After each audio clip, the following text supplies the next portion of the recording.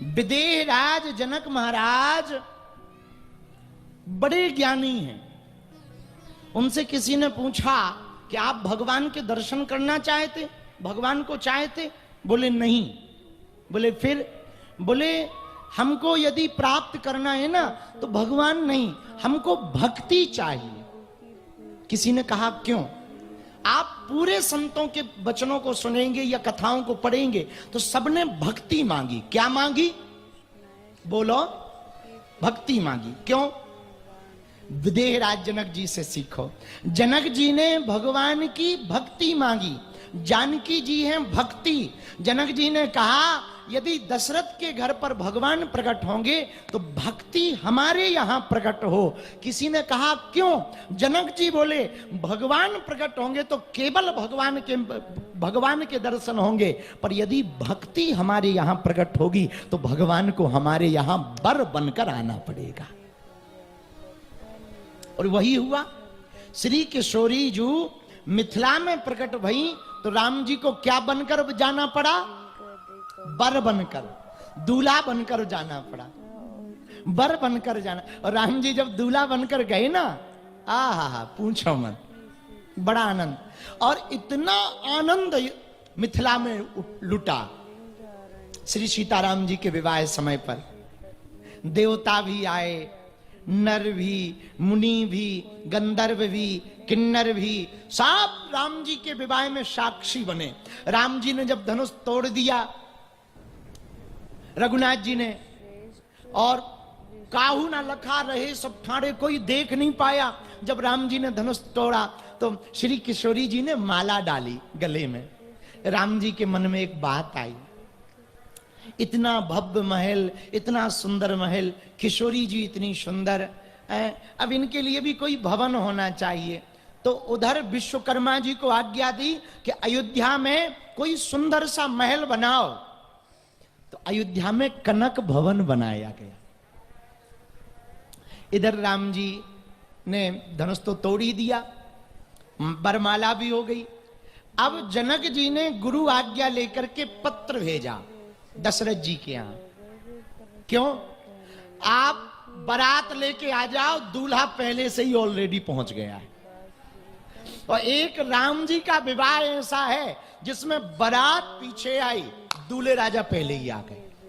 हाँ, एक राम जी ऐसे हैं जो दूल्हे राजा पहले ही पहुंच गए, बारात बाद में। वरना होता क्या है, बारात पहले एंट्री मारती है, दूल्हे राजा बाद में। पर राम जी का विवाह इतना अद्भुत है कि दूल्हे राजा पहले ही 4-6 महीने पहुंच गए। मानो दूल्हे राजा ने ही व्यवस्था की हो कि हमने तो खोज ली, बाराती आ जाओ, व्यवस्था हो गई, अब आ जाओ। तो राम जी दूल्हे राजा बने मिथिला में। तो बारात पीछे आई। अब इधर चिट्ठी आई मिथिला से दशरथ जी के यहाँ, तो कहा कि महाराज आपके रघुनाथ जी ने, श्री राम जी ने धनुष को तोड़ दिया और ऐसा ऐसा प्रण था, अब विवाह होना है तो आप बारात लेके आओ। दशरथ जी बड़े खुश भये, बहुत अच्छी बात है, बड़ी प्रसन्नता की बात। अब बारात की तैयारी हुई तो वशिष्ठ जी से दशरथ जी ने कहा महाराज बारात तो ले जाएंगे पर इतनी लंबी दूर जाना है मिथिला, और बिना दूल्हा के जाएंगे तो जगह जगह लोग पूछेंगे दूल्हा कहाँ है। तो वशिष्ठ जी ने कहा एक काम करो। बोले क्या? बोले वो भी 2 हैं, यहां भी 2 बचे, भरत जी और शत्रुघ्न जी, दोनों को थोड़ा ठीक ठाक सजा धजा के बैठा दो, और कोई पूछे दूल्हा कहाँ है तो इशारा कर देना ये है। तो दशरथ जी बोले वाह, यदि इनको दूल्हा बना करके ले गए और उधर से वापस ये खाली आएंगे तो। वशिष्ठ जी बोले चिंता ना करो, ये बारात में जितने बिना ब्याह के जाएंगे सबकी हम शादी करा के लाएंगे, सबका ब्याह पक्का है, हमारी गारंटी, चाहे 6 महीने रुकने पड़े। हमने महाराज पढ़ा है, मिथिला के संत सुनाते हैं कि भैया उस बारात में घोड़े बड़े खुश थे। तो किसी ने कहा घोड़ों से कि तुम खुश क्यों हो? तो घोड़े बोले गुरुजी ने कहा कि जो जो बिना ब्याह के हैं सबका ब्याह होगा, मतलब अपन को भी गुड़िया मिलेगी। हाँ हाँ, तो घोड़े भी खुश थे उस बारात में, हाथी भी खुश थे, अपन को भी हाँ, जितने बिना ब्याह वाले अयोध्या में रहते थे वो सब के सब तैयार भय। उनकी माताओं ने तैयार, ए जा, और बारात में जा पर ना जा, इस बारात में जरूर जा। तो कहे क्यों मां जी? अरे लाला पता नहीं है, महाराज वशिष्ठ ने कहा है जितने बिना ब्याह के बारात में जाएंगे सब लुगाइयां लेके आएंगे, सबका ब्याह होगा।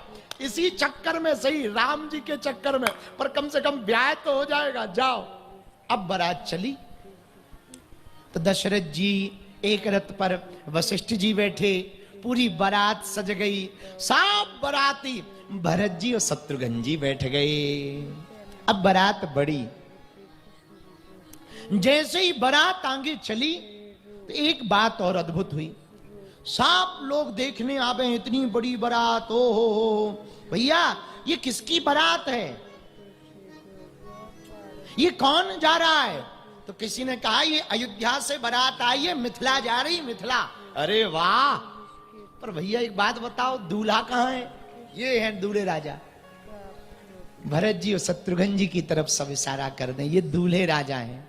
दशरथ जी धीरे से कान में बोले, बाबा इनको दूल्हा तो बना दिया, पर कहीं यदि सूखे आ गए तो नाक कटेगी, नाक। राम जी का ब्याह हो या ना हो, इनका जरूर हो जाए, क्योंकि ये घोषित उम्मीदवार हो गए, इनका ब्याह जरूर हो जावे। राम जी बात तुरंत मुस्कुरा करके वशिष्ठ जी बोले, चिंता मत करो ना, हम हैं, गुरु तो गुरु होता ना, हम हैं, चलो। राम जी की अजब बारात अवध से मिथिला चली, श्री राम जी की अजब बारात अवध से मिथिला चली, मिथिला चली, हाँ हाँ मिथिला चली, मिथिला गाओ, मिथिला चली, हाँ हाँ मिथिला चली,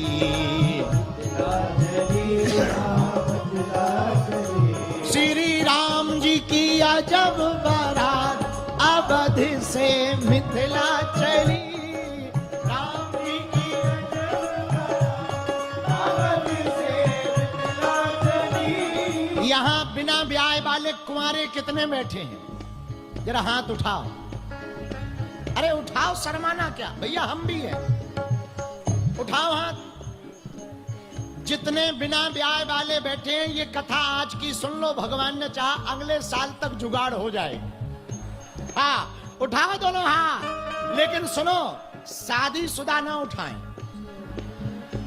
वरना छूट जाएगी, फिर बाद में मत कर, अरे मजाक कर रहे, विनोद कर रहे, ऐसा कुछ नहीं होगा, सब उठाओ। ओ राम जी की अजब बारात अवध से मिथिला चली, राम जी की अजब बारात अवध से मिथिला चली, सीता राम जी की अजब बारात अवध से मिथिला चली, राम जी की अजब बारात अवध से मिथिला चली। दोनों हाथ उठा के हो भैया।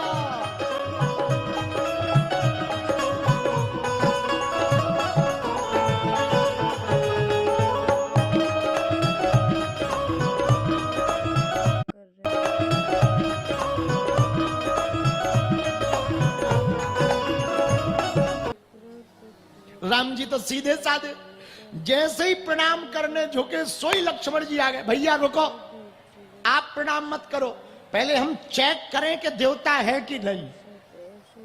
लक्ष्मण जी बोले, सखियों से एक बात बताओ, हाँ तुम्हारे कुल देवताओं को हम क्यों प्रणाम करें? तुम्हारे कुल देवताओं को तुम प्रणाम करो, अपने बालों को हम अपनों को प्रणाम करेंगे, आपके बालों को हम क्यों प्रणाम करें? सखियां बोली, वाह ये नियम है ब्याह का, जिसके यहाँ आवे उनके कुल देवताओं को प्रणाम। लक्ष्मण जी बोले, ना ना ना ना हम ना करेंगे, भैया चलो वापस, इनके कुल देवताओं को यही प्रणाम करें। राम जी को लक्ष्मण जी ले गए। सखियों ने मन में सोचा, राम जी तो सीधे हैं, ये थोड़ा छोटे वाले बहुत टेढ़े हैं, राम जी के पास दाल नहीं गलेगी, क्या करें? भरत जी को बुलाया, इधर आओ, ये हमारे कुल देवता हैं, प्रणाम करो। भरत जी तो इतने सीधे राम जी से, उन्होंने प्रणाम नहीं किया, सीधा दंडवत लेट गए। और जैसे ही लेटे सो सखियां हंसने लगी। भरत जी बोले क्या हुआ? सखियों ने कपड़े से पादुका निकाली, बोले कोई कुल देवता नहीं है, श्री किशोरी जी की ये पादुका है। भरत जी ने वो पादुका सिर पर रख ली, बोली सखियों तुमने भला किया, हमको पहले ही दिन प्रणाम इन पादुकाओं को करवा दिया। ये भरत जी की दृष्टि है। आहा, लक्ष्मण जी धीरे से बोले देखो हमने कहा था ना गड़बड़ है।